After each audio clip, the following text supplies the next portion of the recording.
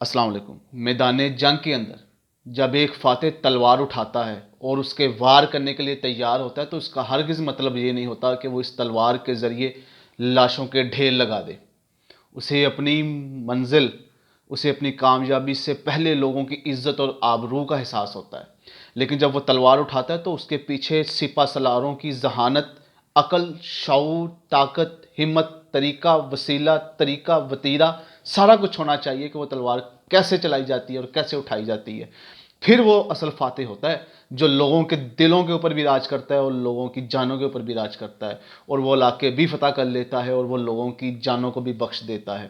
ایسا نہیں ہوتا کہ وہ اپنے اس عیاشی کے نشے کے اندر، اپنے اس حکمرانی کے نشے کے اندر ہر چیز کو ہی ملیا میٹ کر دے۔